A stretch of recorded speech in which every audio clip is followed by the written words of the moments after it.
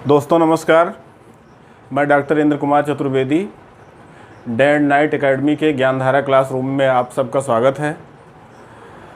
दोस्तों आज मैं भाग 18 जो भारत के संविधान में भारत में राष्ट्रीय आपातकाल जो एक चैप्टर है उसकी मैं आपसे चर्चा करूंगा। आप जानते हैं कि लगभग प्रत्येक लोकतांत्रिक देशों में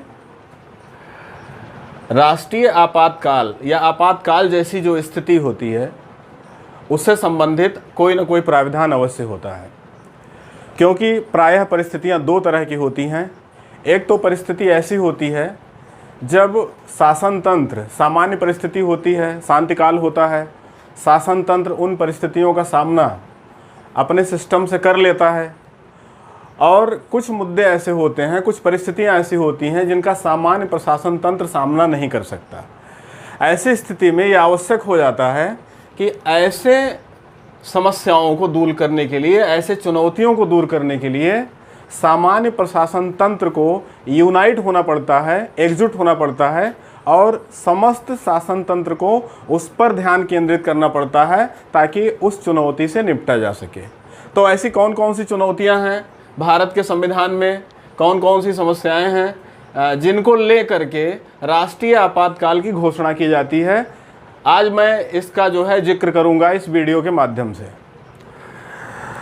देखिए, भारत के संविधान के भाग 18 में अनुच्छेद 352 से लेकर अनुच्छेद 360 तक भारत में राष्ट्रीय आपातकाल का वर्णन किया गया है। इस प्रावधान में 3 प्रकार के आपातकाल की घोषणा की गई है, बात की गई है। पहला है इसमें युद्ध, बाहरी आक्रमण व सशस्त्र विद्रोह की स्थिति में ये पहली परिस्थिति है जिसका जिक्र अनुच्छेद 352 में किया गया है।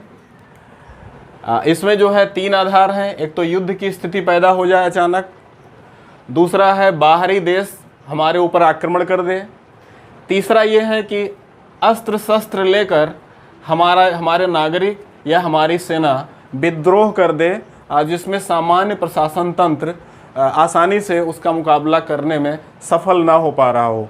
ऐसी परिस्थिति, ये 3 परिस्थिति की कल्पना की गई है 352 में, जिसके तहत इमरजेंसी की घोषणा की जाती है राष्ट्रपति द्वारा। दूसरी परिस्थिति है राज्यों में संवैधानिक तंत्र विफल होने पर इसका वर्णन किया गया है अनुच्छेद 356 में। 357 भी इसी से संबंधित है, इसके प्रभाव का वर्णन इसमें है। इसमें किसी राज्य विशेष में अगर संवैधानिक प्राविधानों के अनुसार शासन तंत्र नहीं चल पा रहा है तो फिर राष्ट्रपति को ये अधिकार दिया गया है कि वह वहाँ पर राज्यपाल के प्रतिवेदन के आधार पर या अन्य किसी आधार पर राज्यों में राष्ट्रपति शासन की घोषणा कर सकता है, और व्यवहार में राज्यपाल में व्यवहारिक शक्तियाँ निहित हो जाती हैं, सामान्य प्रशासन तंत्र वहाँ पर निलंबित हो जाता है। तो दूसरी परिस्थिति यह है। और तीसरी परिस्थिति है वित्तीय संकट, जब सरकार के पास में धन संबंधी कोई विशेष संकट हो जाए, सरकार आर्थिक संकट से जूझने लगे, ऐसी परिस्थितियों में जिसका वर्णन 360 में किया गया है, ऐसी परिस्थिति में भी राष्ट्रपति को यह अधिकार है कि वो आपातकाल की घोषणा कर सकता है। अब दोस्तों मैं बेसिकली यहाँ पर 352 और इसके प्रभाव का वर्णन अनुच्छेद 353 में किया गया है, 354 में किया गया है, 358, 59 में किया गया है, और फिर एक और अनुच्छेद इससे रिलेटेड है 355। मैं क्रमशः इसकी चर्चा करूंगा और अब तक 3 बार इमरजेंसी जो लागू की गई उसके बारे में मैं बात करूंगा आपसे। तो मैं अब इसके प्रभाव का वर्णन करूंगा।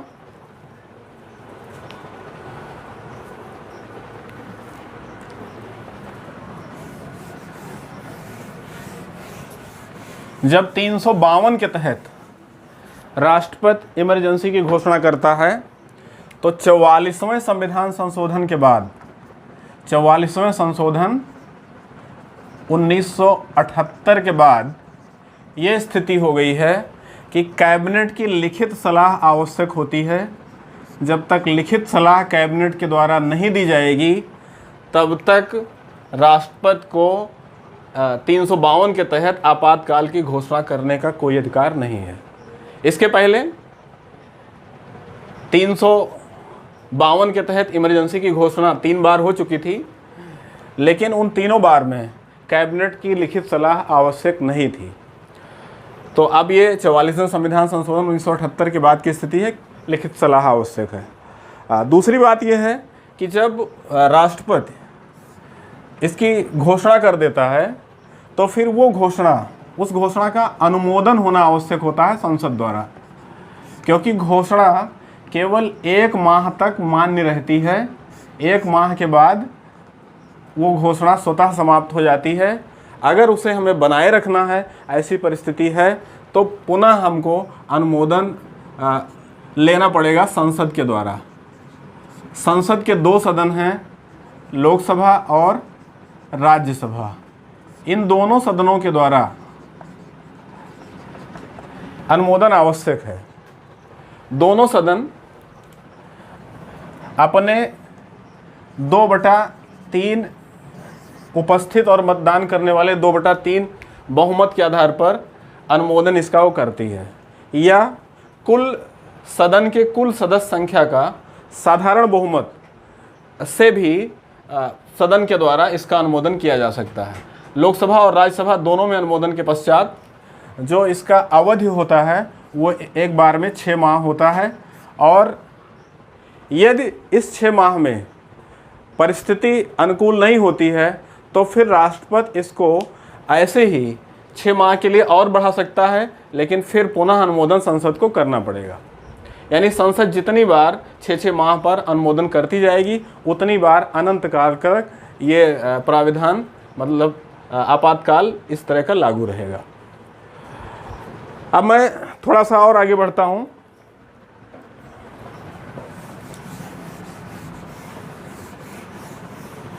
अब मैं इसके प्रभावों की चर्चा करूँगा। अनुमोदन हो जाने के पश्चात में उद्घोषणा को वापस लेने के बारे में भी मैं तुरंत बात कर दूं। उद्घोषणा की समाप्ति, यानी ये समाप्त कौन करेगा? तो पहली बात यह है कि लागू जब राष्ट्रपति करता है तो समाप्त भी कौन करेगा? राष्ट्रपति ही करेगा। राष्ट्रपति कभी भी किसी भी समय जब वो चाहे इस उद्घोषणा को वापस ले सकता है, और इसके लिए किसी तरह के अनुमोदन की आवश्यकता नहीं होती है।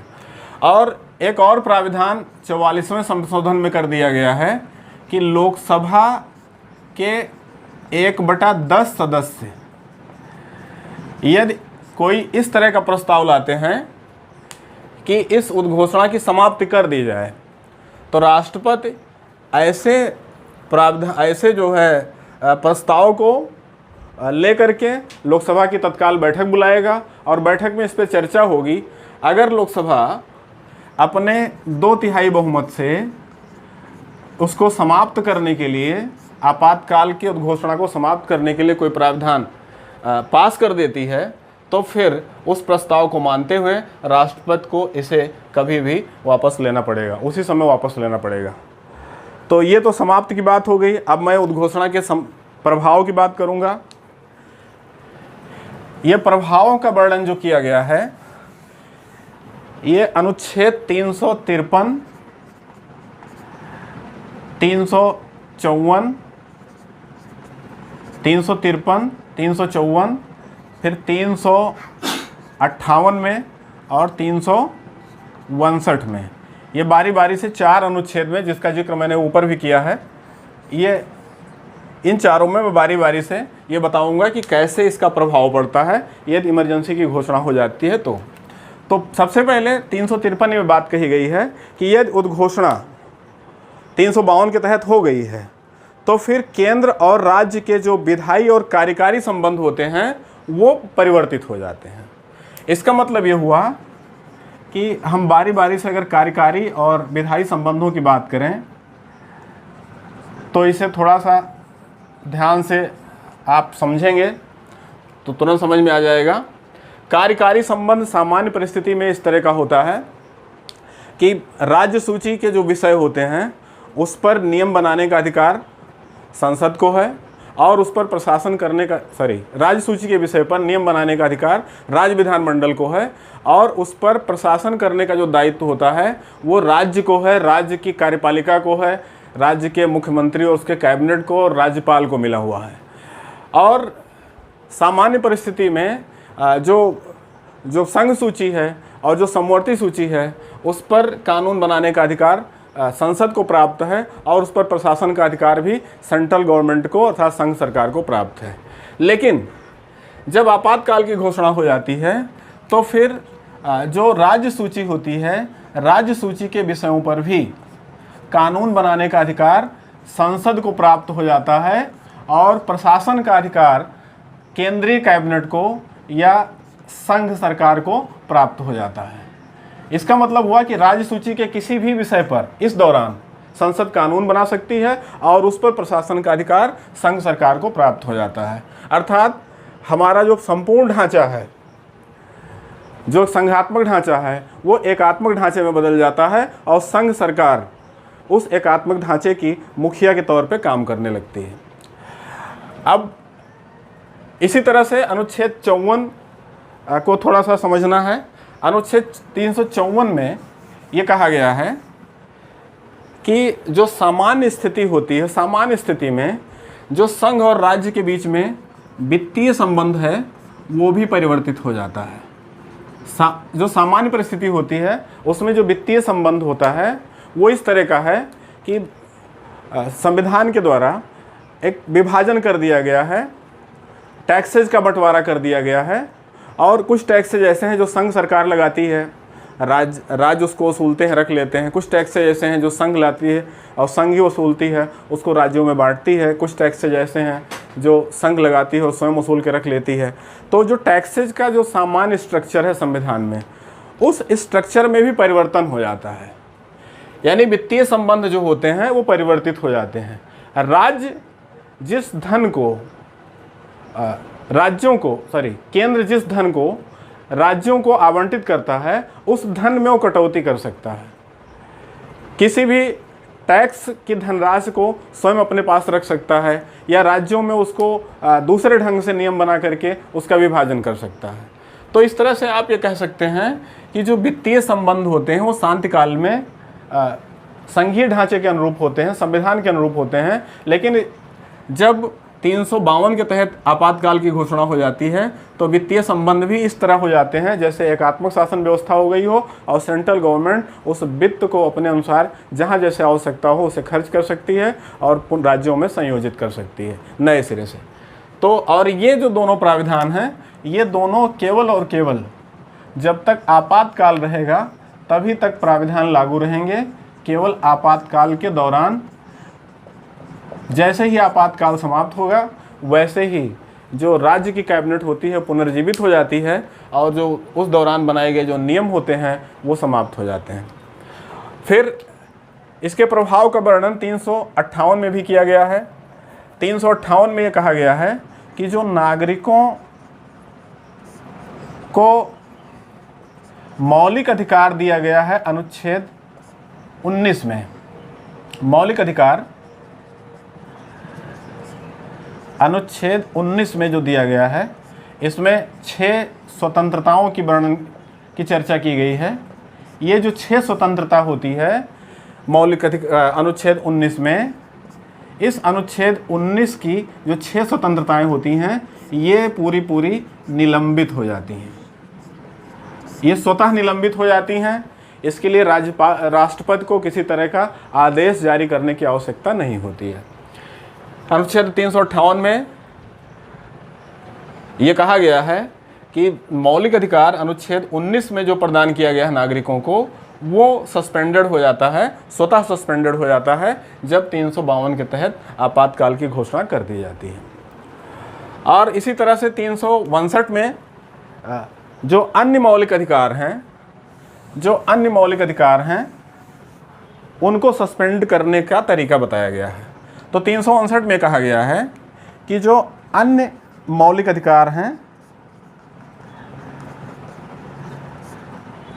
मौलिक अधिकार हैं जिसमें अनुच्छेद 19 छूट गया है, अनुच्छेद 20 छूट गया है और अनुच्छेद 21। इन तीनों मौलिक अधिकारों को छोड़कर जो अन्य मौलिक अधिकार हैं उसको राष्ट्रपति के आदेश द्वारा निलंबित किया जा सकता है यदि वह आवश्यक समझे, राष्ट्रपति के आदेश पर। यानी जो अन्य मौलिक अधिकार हैं, हमको कुल 6 मौलिक अधिकार मिले हुए हैं, इन 6 अधिकार में से 6 के 6 मौलिक अधिकार इस अनुच्छेद के अधिकारों को छोड़ करके इसमें जो है ये स्वतः निलंबित हो जाता है। ये जो है 20 और 21 इन दोनों को किसी भी परिस्थिति में वापस हमसे छीना नहीं जा सकता, क्योंकि 20 में है अपराध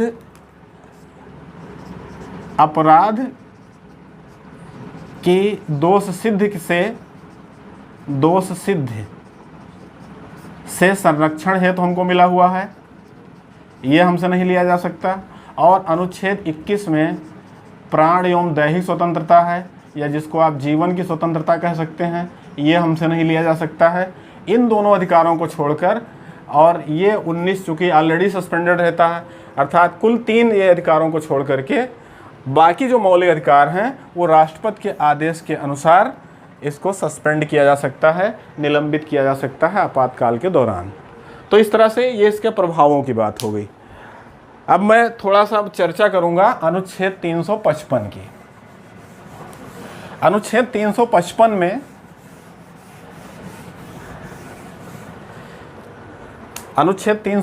में ये संघ सरकार को जिम्मेदारी दी गई है, संघ का एक कर्तव्य सौंपा गया है, संघ के कर्तव्य की बात की गई है। इसमें कहा गया है कि राज्य की सीमाओं की रक्षा करना और उसके प्रशासन तंत्र की रक्षा करना ये संघ का कर्तव्य है। अर्थात राज्य की जो सीमाएं हैं चारों तरफ से, उन सीमाओं की रक्षा कौन करेगा? संघ सरकार करेगी। पहली बात, राज्यों को अपनी पुलिस बल या अपनी जो है मिलिट्री लगाने की आवश्यकता नहीं है, संघ सरकार ने जो मिलिट्री रखी है वही उसकी सुरक्षा करेगी। और दूसरी बात यह है, तो अनुच्छेद 355 में राज्य की सीमा की सुरक्षा करना और राज्य के प्रशासन तंत्र की देखभाल करना ये संघ सरकार का कर्तव्य सौंपा गया है, और इस कर्तव्य का पालन करते हुए वो राज्य की सीमाओं की और उसके प्रशासन तंत्र की रक्षा करेगी। तो ये अनुच्छेद जो हमने जिसकी चर्चा की ये सब 352 से रिलेटेड है। अब मैं थोड़ा सा बात करूंगा कि अब तक कौन कौन सी घोषणाएं कितनी बार की गई हैं, 352 के तहत कितनी बार आपातकाल की घोषणा भारत में की गई है, ये मैं चर्चा करूंगा। तो अब तक भारत में 3 बार आपातकाल लगाया गया है। पहली बार ये 26 अक्टूबर 1962 को इमरजेंसी की घोषणा की गई, आपातकाल की घोषणा, जब चीन ने भारत पर आक्रमण किया था। यानी चीन के आक्रमण के समय बाहरी आक्रमण के आधार पर 26 अक्टूबर 1962 को राष्ट्रीय आपातकाल की घोषणा की गई। उस समय जवाहरलाल नेहरू जी हमारे प्रधानमंत्री थे और राधा कृष्णन जी हमारे राष्ट्रपति थे जिन्होंने उस घोषणा को लागू किया था। फिर ये उद्घोषणा 1968 तक लागू रही, 1968 तक ये उद्घोषणा लागू रही। और इसके पहले 1965 में पाकिस्तान ने आक्रमण किया था, यानी भारत पाक युद्ध हुआ पहली बार। तो इस युद्ध में भी अलग से कोई घोषणा नहीं की गई थी, क्योंकि इस युद्ध के दौरान इमरजेंसी की घोषणा लागू थी। दूसरी बार जो इमरजेंसी की घोषणा की गई वो 3 दिसंबर 1971 को की गई, जब पाकिस्तान ने भारत पर आक्रमण किया था। यानी पाकिस्तान, ये वही समय है जब पाकिस्तान का विभाजन हुआ था युद्ध में। इस दौरान जो इमरजेंसी लागू हुई थी, तो ये 3 दिसंबर 1971 को लागू हुई। और इस युद्ध में, भारत पाकिस्तान युद्ध में, पाकिस्तान बुरी तरह से हारा। उसके 2 खंड हो गए, पाकिस्तान और बांग्लादेश विभाजित भी हुआ, और इसमें हमको बड़ी कामयाबी भी मिली। तो तो ये इमरजेंसी की जो घोषणा हुई थी ये दूसरी बार हुई इंदिरा जी के समय में। और फिर तीसरी बार जो इमरजेंसी की घोषणा हुई वो हुई थी 25 जून 1975 को। ये इंदिरा जी के कार्यकाल में, इंदिरा गांधी जी के कार्यकाल में यह घोषणा हुई थी। और इसको जो है फखरुद्दीन अली अहमद जी राष्ट्रपति थे उस समय, उन्होंने ये घोषणा की थी। और ये उद्घोषणा जो की गई थी ये आंतरिक अशांति के आधार पर की गई थी। आंतरिक अशांति के आधार पर इस आंतरिक अशांति शब्द को मूल संविधान में शामिल किया गया था और आंतरिक अशांति के आधार पर यह उद्घोषणा की गई। और इस उद्घोषणा के बाद में संविधान में 42वां संविधान संशोधन किया गया। और इस 42वें संशोधन में, जिसको मिनी कॉन्स्टिट्यूशन ऑफ इंडिया कहते हैं, इस संशोधन के द्वारा संविधान में एक बहुत बड़ा परिवर्तन किया गया। और उस परिवर्तन में पूरी तरह से जो संविधान था, संविधान को एकात्मक करने का प्रयास किया गया। संविधान के उपबंधों का, बहुत सारे उपबंधों का भारी व्यापक संशोधन करके उसको एकात्मक करने का प्रयास किया गया। और पूरी की पूरी जो ताकत थी, शक्ति थी संविधान की, उसको संघ सरकार में निहित करने का प्रयास किया गया। तो इस जो है इमरजेंसी के दौरान सब लोग जानते हैं कि काफ़ी जो है हमारे यहाँ के जो बड़े बड़े नेता थे, जो प्रेस था, उस सब पर प्रतिबंध लगा दिया गया था। नेता जेल में डाल दिए गए थे। और जो है इंदिरा जी ने एक तरह से काफ़ी दबा दिया था मीडिया को, जनता को जो है एकदम से परेशान करके रखा था। तो इसको हम काले अध्याय के रूप में भी मानते हैं, इस जो है इमरजेंसी को भारतीय राजनीति में। तो ये तीन तरह की इमरजेंसी, और ये दोनों इमरजेंसी एक साथ समाप्त हुई 1977 में, जब चुनाव आयोग ने चुनाव की तिथि को निर्धारित किया। उससे पहले ही इस इमरजेंसी को समाप्त कर दिया गया, दोनों एक साथ में। तो इस तरह से ये 3 बार की इमरजेंसी थी। दोस्तों एक बात और मैं बताऊंगा, जब ये इमरजेंसी समाप्त हुई 1977 में, तो शाह कमीशन का गठन किया गया ताकि आपातकाल की ज़्यादतियों का पता लगाया जाए, किसके साथ क्या क्या बर्ताव किया गया, उसमें सरकार ने क्या क्या गलत किया, इसका पता लगाने के लिए शाह कमीशन ने अपनी रिपोर्ट सौंपी 77 में ही। और उसी 1977 की रिपोर्ट के आधार पर 1978 में 44वां संविधान संशोधन हुआ। और उसमें इस आंतरिक अशांति शब्द को हटा करके सशस्त्र विद्रोह शब्द वहाँ पर डाल दिया गया। यानी जब तक अब सशस्त्र विद्रोह नहीं होगा तब तक इमरजेंसी नहीं लगाई जा सकती। यह संविधान में इस शब्द को हटा दिया गया। तो थैंक यू। जो नेक्स्ट वीडियो हमारा है वो अनुच्छेद 356 से संबंधित है, 360 से संबंधित है, जो इसके बाद में आप लोग उसको देखेंगे। धन्यवाद।